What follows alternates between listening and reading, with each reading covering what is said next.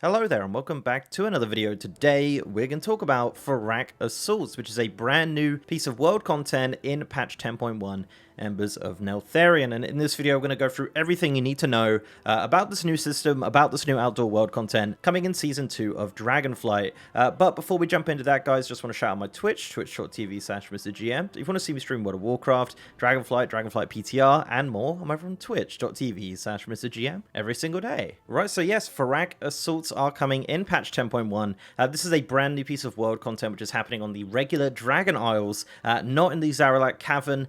This is actually going to be something new happening over on the regular Dragon Isles in patch 10.1, which is really nice. So it's worth noting that the current Elemental Storm events, which are happening in 10.0, are still going to continue to happen in 10.1, as well as the Fyrakk Assaults. So the Fyrakk Assaults are similar to previous Assault content, namely the one in the Maw, if you remember that one with the Covenants, where you'd have a different Covenant every week. It's kind of similar to that in a sense, but obviously there is some differences here. So as of right now on the PTR, it doesn't look like it has a time. It looks like it is going to be up 24 hours a day, 7 days a week, but again, PTR be PTRing, no doubt that's going to change. Kind of waiting on an official post about it, just to give some confirmation on that. But the rewards do look like they are just going to be weekly, so you do it once, and that's kind of it for the week at least. So the way that it works is that Fyrakk will invade different zones in the Dragon Isles, namely the Azure Span and the Onaran Plains. There's going to be an icon on the map when these assaults are happening. It's a really cool little logo, so yeah, it's pretty obvious that you'll see it, exactly the location that it's at. There'll also be a world quest as well, which will be available again, a weekly world quest that does award some flight stones and some of the brand new upgradable gear of patch 10.1. So once you fly over to the area where the assault is happening, you'll see that the area has now changed. There'll be fire everywhere, there'll be Jarden NPCs, there'll be dragons, there'll be shadow flame everywhere, and portals, and all sorts of craziness, and the skybox will have changed, so it's definitely kind of cool aesthetically to go into those assault zones and see the differences in the zone. So once you get in there, you'll also see a bunch of brand new quests.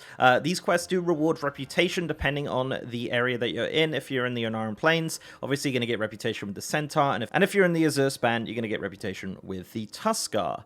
So these quests are pretty simple. They're just to kill some Jarden NPCs or close portals or random things like that. Nothing too complicated. As mentioned, these quests do reward reputation, but they also do reward Dragon Isle supplies. Didn't look like they're rewarding anything else, but again, it could be something just part of the PTR right now. There'll also be kind of an overarching quest, be it a world quest or just a regular quest that you pick up. Didn't look like either one was up at the same time. Maybe you just do that kind of first quest and that unlocks the world quest. Either way, the requirement for this quest is to open the Suffusion Crucible. So this is going to be kind of your overarching thing that you're going to be doing in the zone while you're there doing the regular quests. So the way that this works is pretty simple. Looting NPCs in this zone will have a chance to drop wards of Igara. So 5 wards of Igara can be handed in to create wards of Fyrakk.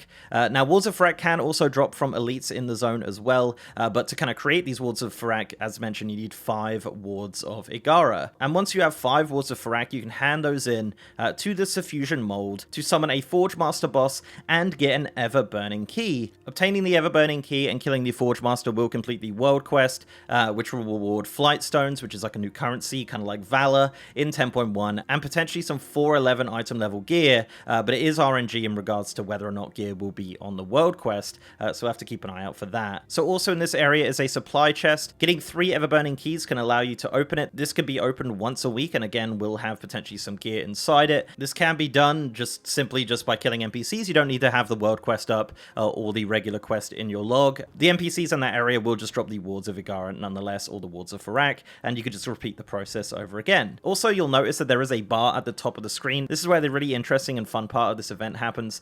So this is Fyrakk's Fury. So killing elite NPCs in this area will increase Fyrakk's Fury. This will happen if there's a bunch of people in the zone. We'll obviously be killing elites and things like that, and that'll increase the bar. Once the bar hits 100, Fyrakk will turn up. So you'll see a little icon on the map of Fyrakk coming closer and closer to the camp. You can go and fly up to him. It's really awesome. Like, it's such a great visual of this huge fiery orb around him, burning everything in its path as he makes his way to the camp. Getting in this fire will also give you the achievement, Still Standing in the Fire. So if you want to get that, you can grab that just by getting kind of burned burn and killed by Fyrakk, he definitely hits very hard, so you want to avoid that. Once he gets to the camp, he will drop off one of his minions, and then you kill that minion. This is kind of the weekly boss of this area, so you definitely want to do that. This minion will drop an item which starts a quest. Handing in this quest will give you a Drake's Shadow Flame crest, which is actually an optional reagent to create item level 411 to 424 crafted gear. So definitely worth killing the boss at least once a week just to get that awesome Shadow Flame crest. That's also used to upgrade items through the new upgrade system. So yeah, very important to kill that at least once a week. The boss also has a chance to drop item level 411 gear. There are brand new sets for every armor type. These look absolutely awesome. So this is the cloth one.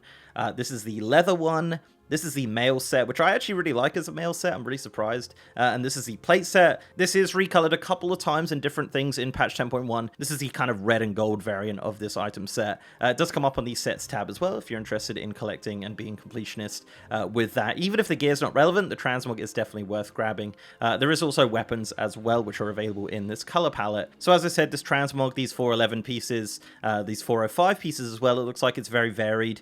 Can drop from the world quest. Some of the elites actually drop some of these as well. The ever-burning chest, and of course the weekly kind of boss minion of Fyrakk. But that's essentially the system. It sounds really complicated, but it's really not. The really kind of TLDR, the long short of it, is that you go over there, you do a bunch of quests, you kill some NPCs, you put some items together, and open a chest weekly and kill a boss weekly, and you have a good time doing it. On the PTR, there's not a ton of people doing it, so you don't get a real-world kind of situation of this. I think once people are there, and there's going to be a ton of people there, it's going to be crazy. It's going to be a lot of fun, so I'm looking forward to that. As mentioned, this does come out in Season 2 of Dragonflight, so on May 9th, not on May 2nd with the launch of the patch, so you will have to wait an extra week for the season to begin, so then you can start getting some new outdoor world content up to item level 411, which I think is the equivalent of like a Mythic 8 or something like that in Season 2, so pretty decent, definitely, you know, worth doing for sure, and of course you'll be getting gear from Fyr'alath Cavern and things like that if you are an outside world content player, but overall, yeah, you know, if you're doing Mythic Plus and things like that, this might not be relevant for you, but it is worth doing at least once a week just for the transmog and just a little good time to do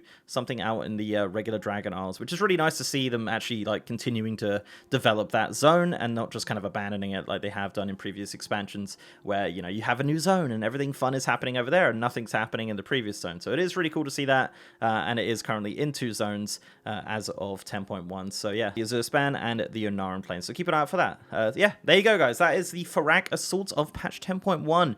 Let me know down below what you think of this brand new system. Again, very similar to something we've seen with the Morn and whatnot, you know, back in Battle for Azeroth. I think they had a similar system as well, but it's just another level on that, and I think it's fine. You know, it's just something to do on top of all of your regular content of Season 2, on top of the new zone and everything like that. So yeah, pretty cool, pretty great. So that's pretty much it. If you liked the video, please do leave a like on it and subscribe if you haven't already. If you'd like to support me outside of YouTube, I also have a Patreon and I'm on Twitter at MrGMYT, and I have a Discord channel as well. And as mentioned, I am streaming on twitch.tv/MrGM. If you want to see me stream World of Warcraft, Dragonflight, Dragonflight PTR, Wrath of the Lich King Classic, and more, I'm over on twitch.tv/MrGM every single day.